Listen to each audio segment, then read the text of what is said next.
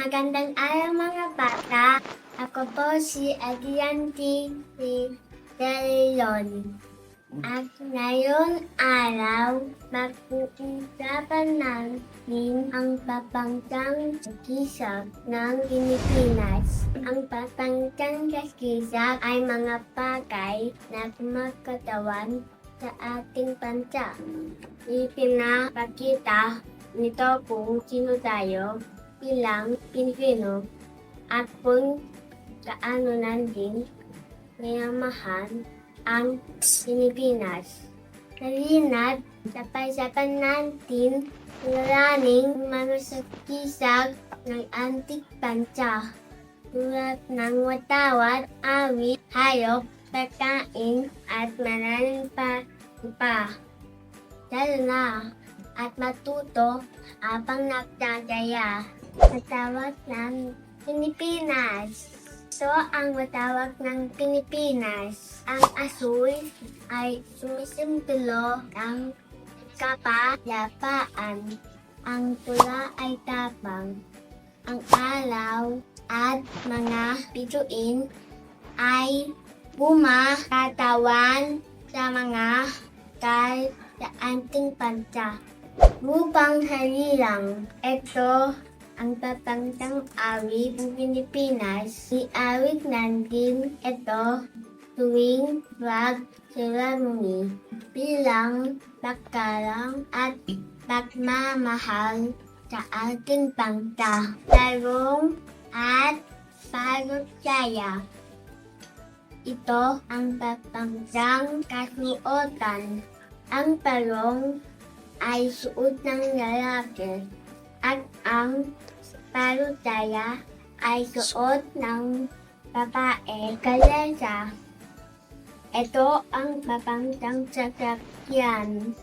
Ito ay kariton sisira ng kabayo na gigamit noon bilang sasakyan ng mga tao. Kalabaw. Ito ang papanggang hayop. Mga kalabaw ay masipag at lakas at tumutulong sa mga nagsasaka sa bukid. Bahay kubo. Ito ang papanggang tirahan. Gawa ito, kawayan at lipa at simbolo ng simpleng pamumuhay ng mga Pilipino. Ang pakita, ito ang papanggang bulaklak. Ito may liit, puti at mabango. Tutulo ito ng kapaitan. Mangga. Ito ang papanggang butas. Ang mangga matamis, masarap, paborito ng maraming Pilipino. Anahaw. Ito ang papanggang dahon. Lagi ang dahon at gigamit dekorasyon at mga programa. Pilipino. Ito ang papanggang wika.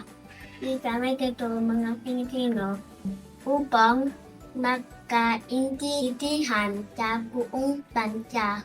Dr. Jose Rizal. Si Dr. Rizal ang papanggang bayani. Siya ay matalino, matapang at nagmahal sa ating bansa. Bangus. Ito ang papanggang isda. Masarap itong kainin at madalas ihain sa hapag-kainan ng palilang Pilipino. Agila. Ito ang papanggang ibon.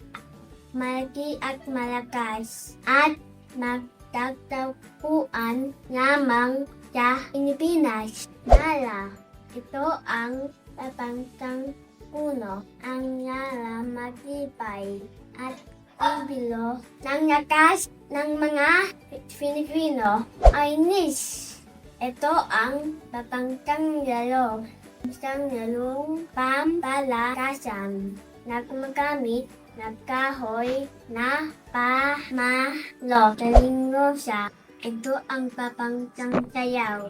Ibig na pakita dito ang nangting kalang at saya ng Pilipino. Bakya. Ito ang pampangsang sabing papaa.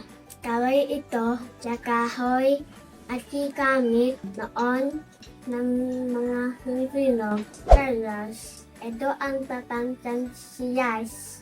Siyang magandang siyas na nagmumula sa dagat at simpulo ang yaman ng Pilipinas. Lechon.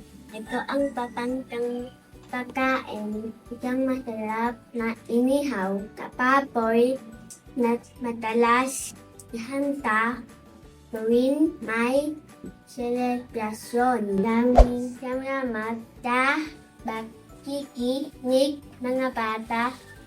Ngayon ay mas kilala na natin ang papangsang kisap ng Pilipinas. Mahalin natin galang at ipagmalaki ang ating bansa. Paalam at mabuhay ang Pilipinas!